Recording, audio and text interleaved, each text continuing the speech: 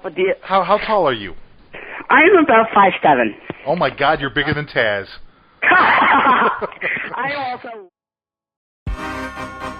Swag, swag, swag, swag, swag, swag, swag, swag, swag,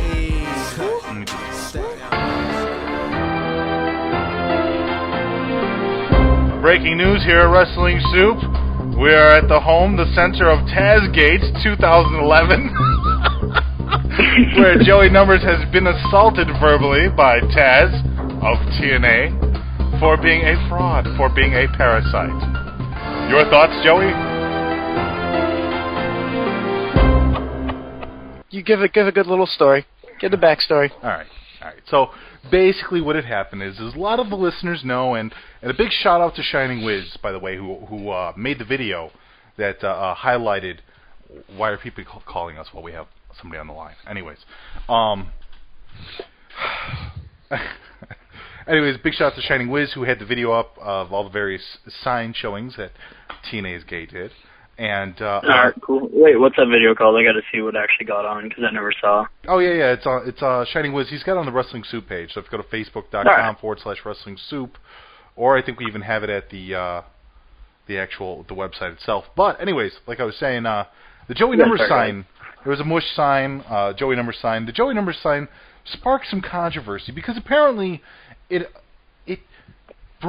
drew the interest of a former WWF wrestler known as Taz, and a lot of people know who Taz is. A lot of us don't, and I understand. For the people that don't know who Taz is, he's a 4'6", 50-year-old man who is from Brooklyn. I believe that's right. Am I right, Joey? He's from Brooklyn? He's from Red Hook. Red Hook, that's right. Is that the Bronx? Yes, the Red Hook. I don't know, because I'm from a much better state known as Massachusetts. Well, anyways, and currently nowadays he actually works in TNA, our beloved secondary wrestling promotion that exists here in the U.S. And he works as a commentator, not even a commentator, because I don't want to diminish the job of true commentators, which is to call the match. That's not Taz's job.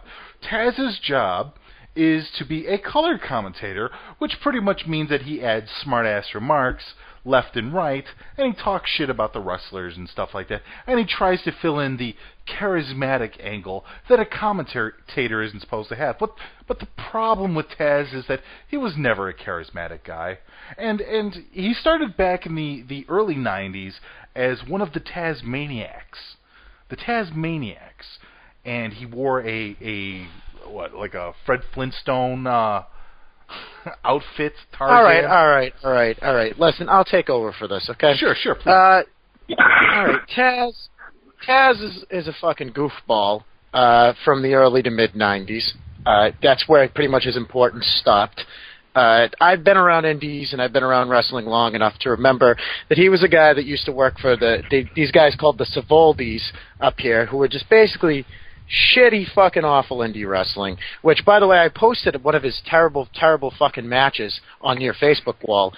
He was this little fucking shitty indie wrestler who came up here wrestling for a fucking pathetic wrestling company in this area, which I remember this because I'm fucking old enough to. And needless to say, he basically ran around the ring dressed as a Muppet. That match I left you was basically just him for 12 minutes, throwing suplexes, not trying to fucking pin the guy, having just a really shitty, pathetic wrestling match.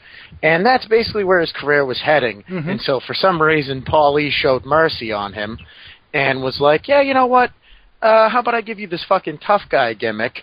And for some reason, apparently Taz started to believe it. Right. Now, I just kind of find it funny that when anybody ever mentions ECW history, is Taz's name ever really brought up?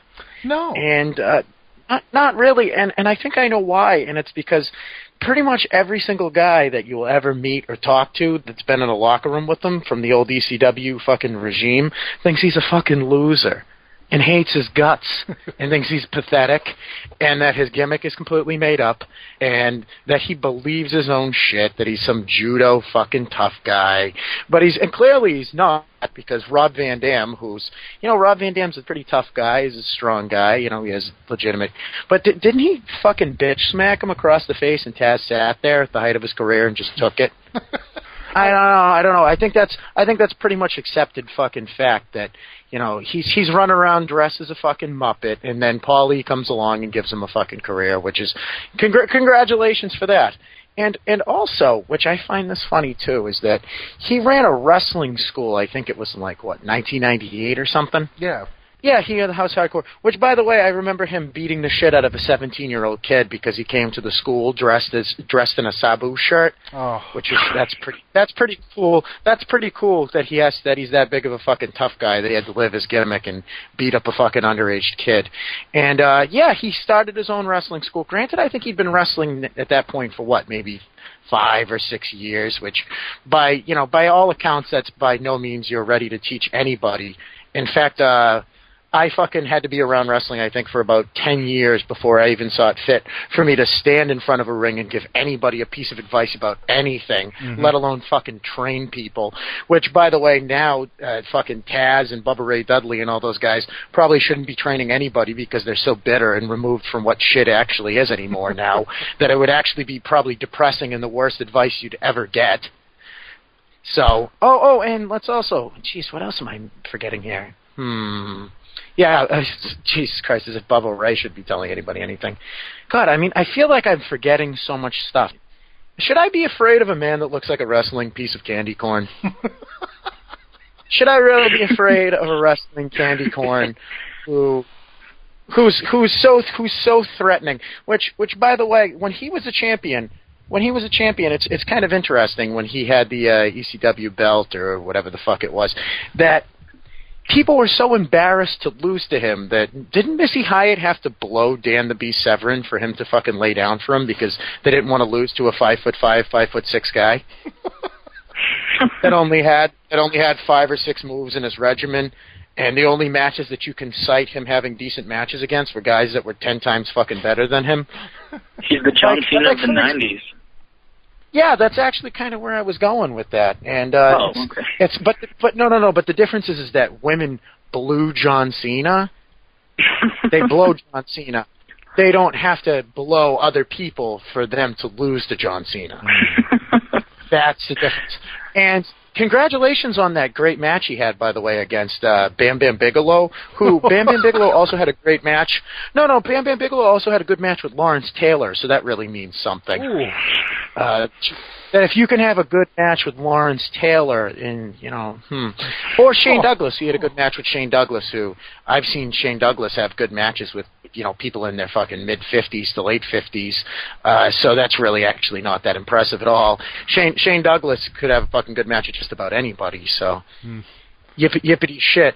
And of course, once again, he should definitely be, what a good guy to have train people, the one that used to just lackadaisically throw people on their heads and necks, too. Yeah, broke Stevie Richards' neck, yeah, that's good. Yeah, that's cool. Oh, and how about his illustrious WWE career, where he had that one match where he was dressed like a mechanic in the Hardcore Battle Royal? Or the one match where he came out at the Royal Rumble and then got eliminated? Yeah. Oh yeah, that was good. He really had a hell of a run and a hell of a career, and now he looks great. You're actually missing. Apparently, you're actually missing one of the greatest feuds that he had in WWF. How about his feud against Jerry the King Lawler? Feud against morbid obesity. When he took that jar of jelly beans and he smashed it over his head, I was absolutely terrified. Well, on his path of rage, apparently there's a lot of Wendy's. So things have gone really well for him. And now it's even funnier. To me, the funniest thing was that I tried to be nice about it too. Anybody that saw this too saw that I tried to be nice.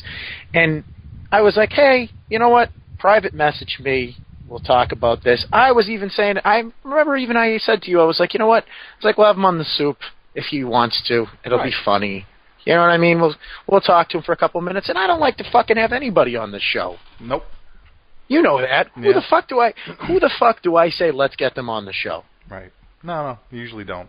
And it's just funny to me because he got all fucking bent out of shape because he thought that somebody gave a shit about him, that somebody might have remembered him. Which, by the way, good job watching WWE pay-per-views when you work for the fucking competition. I bet you he sits in his fucking living room watching WWE pay-per-views, looking at all the SmackDown guys, going, "Yeah, I could do that. I could do that." I'm better than that guy. I'm better than that guy. Well, you're not. You're 43. Your career's over. You've got no neck. You've got nowhere to fucking go. You're on shadowboxing too. He's probably shadowboxing. You're on TNA television, which calling anybody a leech or a parasite and then working for TNA is absolutely hysterical, by the way. So it's all over for you, Taz. And I tried to be nice to you, so I figured, since you wouldn't reach out back, I would, say hello.